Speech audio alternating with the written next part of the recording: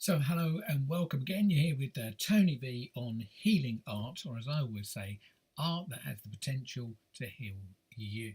Now, well done if you've got to this video. This is halfway through. We're at video 5 now. So, if you're still hanging in there, then I trust that you're learning something. I mean, they're very short videos, I understand that, where I'm explaining something that is pretty profound and, out there stuff.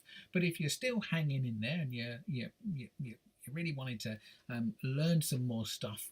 Today in video 5, I'm going to be talking about our egoic self and what that really means, yeah, and how we can learn about this part of ourselves and utilize it to start the process of perhaps healing our emotional and physical selves, if indeed we've got some pain going on there. Yeah. So the ego, how does that all work? Well, I always say to people, look, the most important thing that you know is there's two of you in there. There's the you, that is the egoic you, and then there's the you that is free of the ego. Now, it's sort of said 95, 96% of people live with their ego as their earthly representative. In other words, they don't really understand that there actually is this other part of them which is completely and utterly different, and that if they were to able to access that part of themselves, potentially they could heal themselves of any sort of pains, but also they'd have a completely different experience of life. Now, I appreciate that's a big thing to take on, but the people that I have helped and assisted over the years to just open up that little part of them that is closed off right now, they'll all say the same thing. In fact, I was talking to a lady yesterday. She said, look, I've been working on this with you guys for 6 months and I just feel amazing. I just feel incredible. I feel healthy. I feel happier than I've ever felt before. Life seems like it's easy. She used the term, it feels like a veil has been lifted off of me and that I can see things I never saw before. So these are the results, if you hang in there, that you could potentially get by studying a little bit more with us. So what's the difference between the egoic you and the non-egoic you? So if 95+% of people are living the egoic selves themselves, then firstly, I always start this by asking you some questions. Yeah. So my first question is, do you like being blamed? And of course, no one, if I'm doing this with 100 people in the audience, no one ever puts their hand up because nobody ever wants to be blamed. Yeah. So, but what's the truth? Now we have to use the truth. Truth is very high level, high dimensional stuff. When we go to the real truth, yeah, the real truth is, do we blame others? You see, the truth is that most people are blaming others for things that go wrong. So when things go wrong and somebody blames you, the first thing we do is we sort of, I would say, we've got a shield that defends us, and then we've got a sword to attack them back. Yeah. So that we've got, shield of defense, sword of attack. So sword of justification. Because our egoic part of us hates with a vengeance, being wrong. Yeah. So, if we don't like being blamed, but we blame, then what we tend to do is this. And let me just ask you this question. Do you like being controlled? You see, the answer is that almost no one's ever going to put their hands up for liking to be controlled. But what's the truth? As you think of the people in your life, are you trying to control them? And the truth is, we are. It's all about trying to control. So this is how the ego works. The ego is trying, pretty fruitlessly, I have to say, to control things that are outside of itself. And the number one thing it attempts to control is other humans, of course. Now, humans en masse are trying to control things like, the weather, the government, they're trying to control the people with laws and stuff like that. So yeah, look, almost everyone is trying to control things that are outside of themselves. So let me ask you this question. If you are trying to control other people, how well is that working?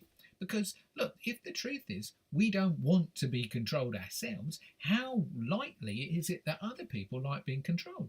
Well, they don't. Yeah. So this is how the ego works. It's what I call external operating. So because it operates on a base of a fear is a good word to use. And what it does is it sort of lives in the past and then projects into the future. This is the sort of very simple way to say it here. So if things have happened in your past that you haven't liked, they've caused you some pain, what our mind does is when it's got something in front of it, it tends to check back into the past. It does it in milliseconds, yeah, checks back into the past and then plays into the future so that this that happened in the past doesn't play out again in the future. So to do that, it tries to control its external environment so that it doesn't feel the pain of the past, yeah? And it's a sort of basic way to describe the operation of the ego system. Now, look, you can read books thick like this about the ego. I always recommend a few different books to people so that you can get into learning about how this part of us operates and how it gives us this very blinkered view on life, where we're doing everything we can not to be wrong, but we inadvertently blame others and then we try and control others. And look, if in life this is like in, say, in your relationship life, this is actually what, when we go to truth, we are doing, then ultimately that won't be working very well, and this then gives us emotional pain. And it is said that, you know, emotional pain, if left unhealed, then manifests into physical pain, yeah? So, look, let's not get too out there before we get into the healing art and how you can use that. But if that were to be true, then actually looking at how we could lower the power of our egoic self over ourselves and our general life and living more free of ego, what would that look like? So if we get to be, and only 4 or 5% of people on the planet have managed to achieve this, yeah, in other words, they live free of their egoic self, these people have managed to live with what I call an internal operating system as opposed to an external operating system, yeah. So they know that they are in control of their inner world. So they're in control of their emotions. The egoic person is normally out of control of their emotions, yeah?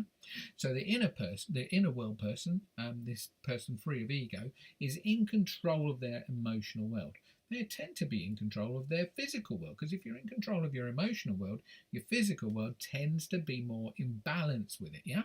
So if we've got our mind in control, then we're more likely to have our body in control, and the pain in both of these, both emotional and physical pains, tend to dissipate, yeah? So this is why it's so powerful to learn this part of ourselves.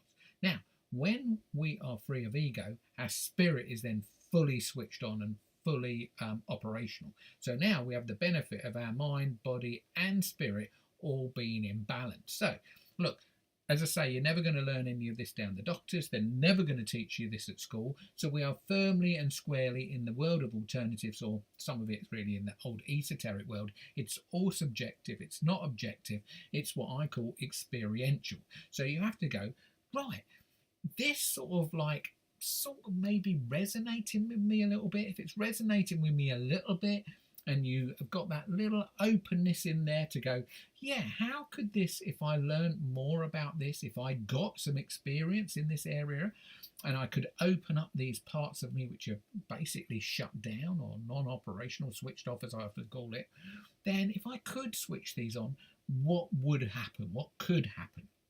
So that's really it for, you know, don't want to make it any more complicated than this, but if we were able to shut our egoic self down just a tad and experience that little part of us, it's a bit like opening a door. You know, the first thing that's going to happen is there's a crack in the door. And when there's a crack in the door, it's like you can see a little bit into that room. Now, the more we push the door open, the more we can see. So if this has opened a little crack in the door and it's brought to your awareness there's two parts of you going on here, and that one of them's like asleep and the other one's awake, and the one that's awake is actually delivering me some emotional, physical pain that I'd rather not have, then let's open the door a little bit more and have a little investigate into this room.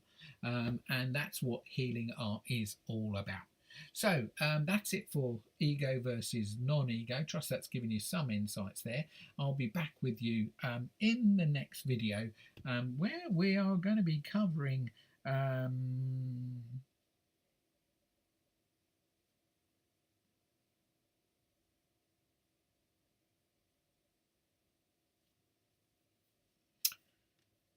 Yeah, we're going to be covering a very ancient part of humans, which is very undiscovered. We're going to start to talk about something that's very out there. So, for those of you that are okay with something that's very out there, we're going to be talking about Atlantis. Okay, see you in the next video. Bye for now.